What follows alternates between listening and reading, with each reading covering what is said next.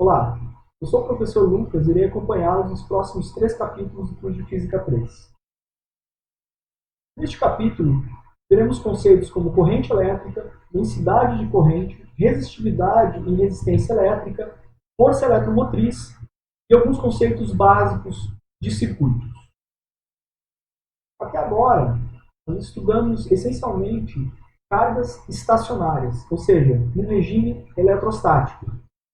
A partir de hoje, então, começaremos a estudar cargas em movimento em condutores, ou seja, estudaremos as chamadas correntes elétricas.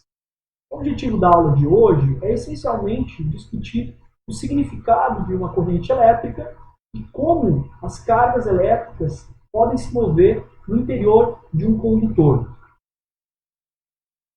O que é, afinal de contas, corrente elétrica? Então, do ponto de vista qualitativo, nós podemos definir corrente elétrica como o movimento de partículas carregadas de uma região a outra de um condutor. Ou seja, deve haver um fluxo líquido de cargas através de uma superfície desse mesmo condutor. Por que isso é importante? Bom, isso é importante essencialmente porque em um condutor em equilíbrio eletrostático, nem todas as cargas em seu interior estão em repouso. Então vamos considerar aqui um condutor metálico comum, por exemplo, cobre ou alumínio, em regime de equilíbrio eletrostático, ou seja, não há nenhum campo elétrico sendo aplicado no interior deste condutor. Neste caso, alguns elétrons podem se mover livremente no interior desse condutor. O movimento desses elétrons, então, ele ocorre de forma aleatória e análogo ao movimento das moléculas de um gás.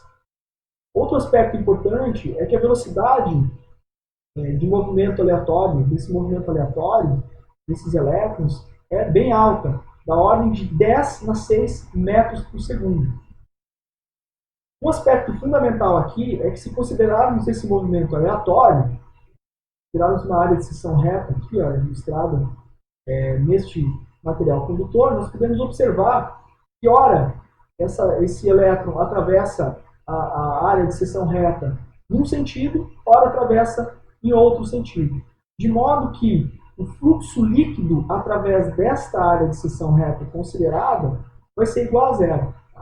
Se o fluxo líquido através desta área de seção reta é igual a zero, não haverá nenhum tipo de corrente elétrica no condutor. Então é isso que ocorre quando eu tenho um material condutor em equilíbrio eletrostático.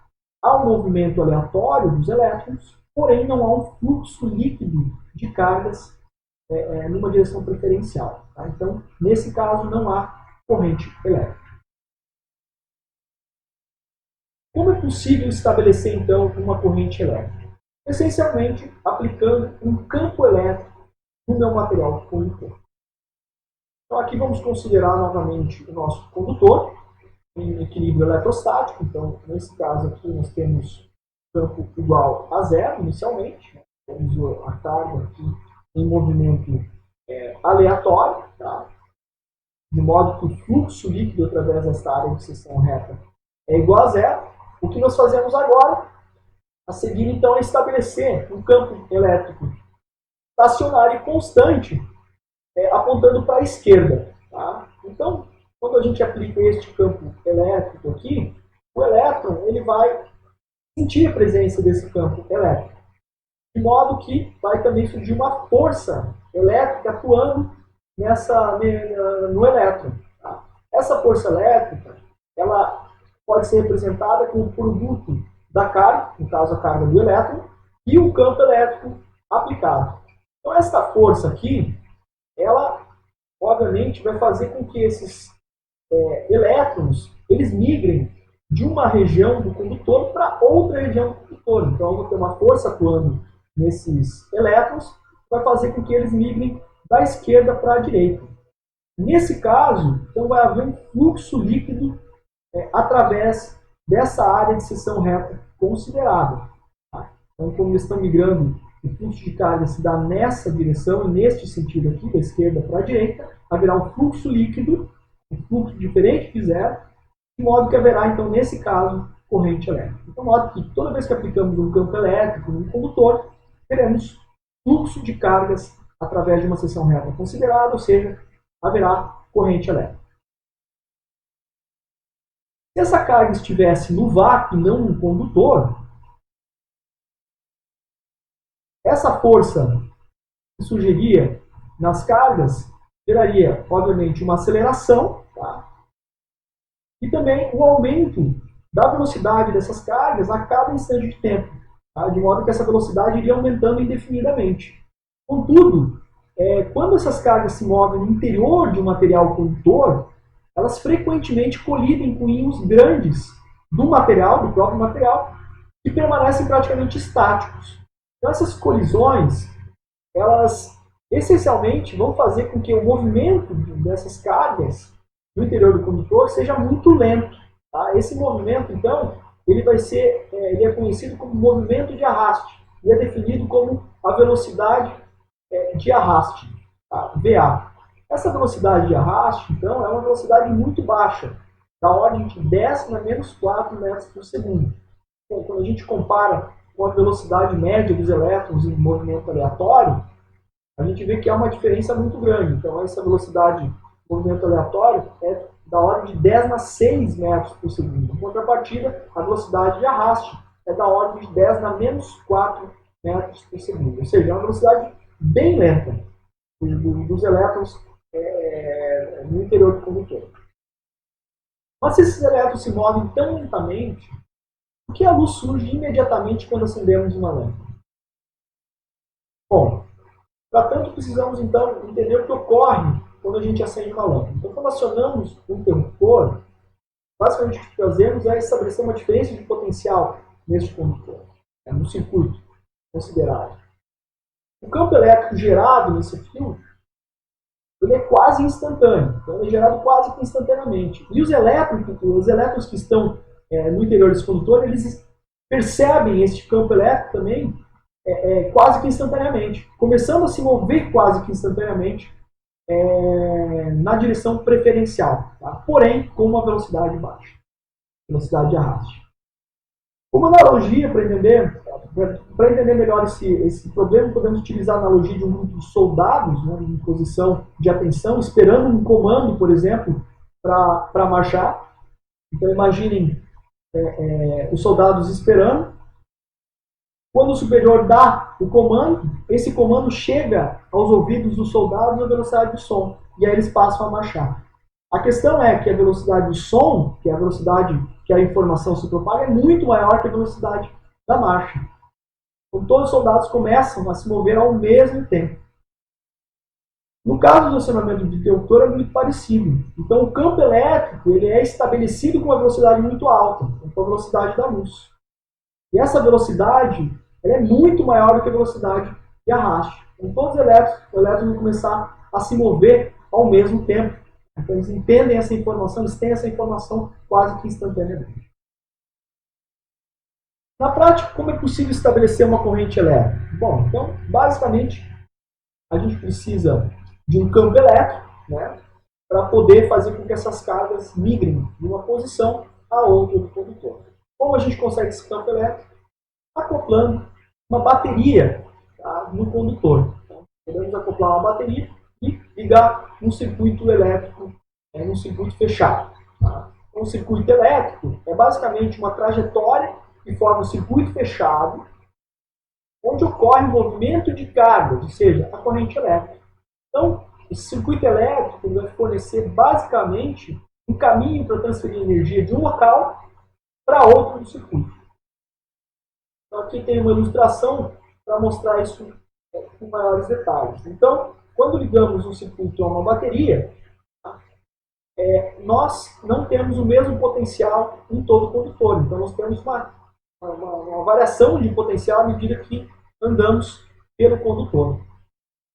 Quando acoplamos também a uma bateria, é criado, obviamente, um campo elétrico nesse material.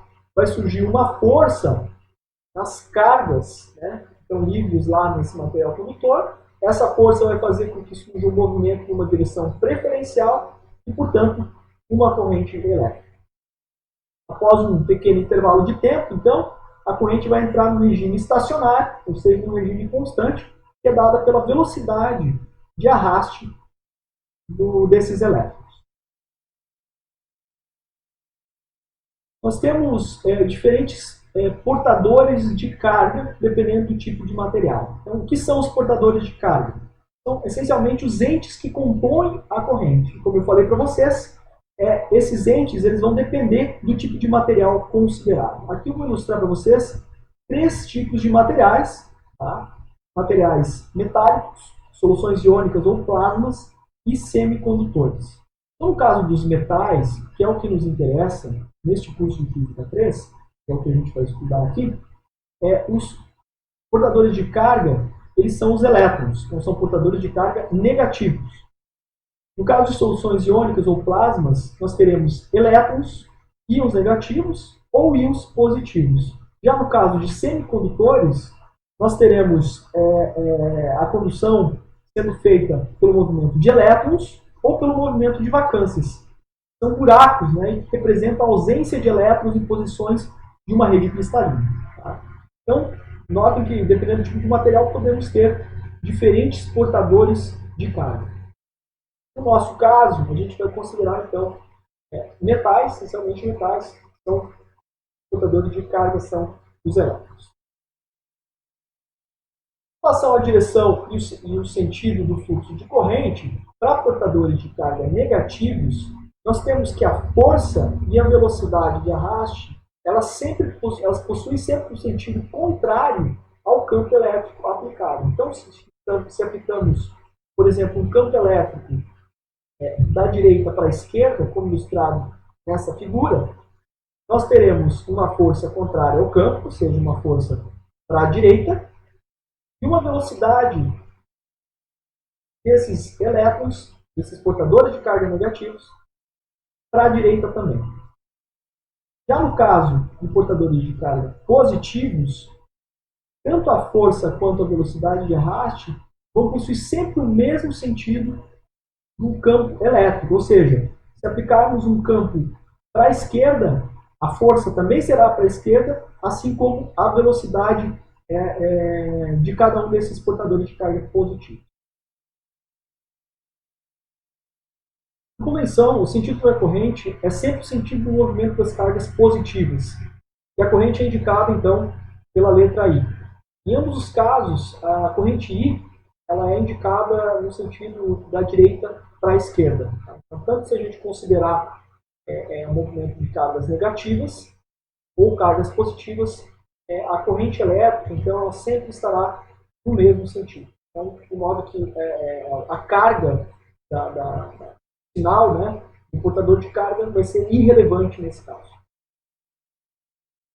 Neste exemplo, então, eu trago um circuito acoplado a um condutor acoplado a uma bateria. Nesse caso, note que eu estou explicitando a polaridade da bateria. Então, temos aqui o terminal positivo do lado esquerdo da bateria e o terminal negativo do lado direito da bateria. Então, nesse caso, a corrente ela é representada como se as cargas em movimento fossem positivas. Ou seja, as cargas positivas elas são forçadas pelo campo elétrico criado pela bateria a se mover no circuito do terminal positivo do terminal negativo. Tá? Então, esse aqui é o sentido da corrente elétrica. Então, nota que a gente considera a corrente elétrica como se fosse um movimento de cargas positivas. O sinal das cargas em movimento acaba sendo irrelevante para a análise dos ciclos elétricos. Então, cargas negativas se movimentando no sentido anti-horário é equivalente a considerar o movimento de cargas positivas se movendo no sentido horário. Tá? Então, é irrelevante se eu estou considerando o movimento de cargas positivas ou cargas negativas. O sentido da corrente sempre será o mesmo. Bom, mas até agora discutimos essencialmente a corrente elétrica do ponto de vista qualitativo. Como a gente encontra uma expressão para representar a corrente elétrica do ponto de vista quantitativo? Como encontramos uma representação matemática para a corrente elétrica? Para tanto, então, vamos considerar um pedaço de material condutor, com um campo elétrico aplicado em seu interior. Então, esse campo elétrico aponta da esquerda para a direita. Aqui nós temos, então, quando aplicamos esse campo elétrico, nós vamos ter movimento, né, de cargas positivas na mesma direção do campo, que após um tempo atingirão uma velocidade, conhecida como velocidade de arraste, a velocidade constante. Vamos considerar também uma seção reta, uma área de seção reta desse condutor para podermos fazer nossa análise. Também temos que, após o intervalo de tempo, haverá um deslocamento dessas cargas no interior do condutor. Tá? Esse deslocamento, então, deslocamento dx, ele é dado pelo produto da velocidade de arraste e o intervalo de tempo considerado. Se uma carga dq atravessa o plano A no intervalo de tempo dt, então a corrente elétrica vai ser definida como a razão de dq dt. Tá? Ou seja, é a quantidade de carga que atravessa o plano A no intervalo de tempo dt. As unidades do Sistema Internacional de Corrente Elétrica serão o coulomb por segundo, tá? Como vocês podem observar da expressão acima. Também pode ser definido como o ampere. Para determinar a carga total que atravessa, que passa pelo plano no intervalo de tempo dt, essencialmente o que temos que fazer é integrar a carga dq. Tá? Então nós temos a carga total, vai ser essencialmente a integral do instante inicial até o instante final de I dt, sendo que essa corrente aqui ela eventualmente pode variar no tempo. Uma observação bem importante acerca da corrente elétrica é que ela é uma grandeza escalar, ela não é uma grandeza vetorial. Essas setas que a gente comumente indica na corrente, elas apenas indicam o sentido que as cargas se movem no condutor. Então, elas vão ter sempre o sentido do condutor. Se eu tiver um condutor curvo, elas vão sempre estar no mesmo sentido desse condutor. Tá? Ou seja, não se aplicam regras vetoriais no caso da corrente, uma vez que essa é uma grandeza escalar. Na próxima aula, veremos outro conceito muito importante, que é o conceito de densidade de corrente. Esse conceito, então, nós definiremos a partir da corrente elétrica que foi tratada hoje.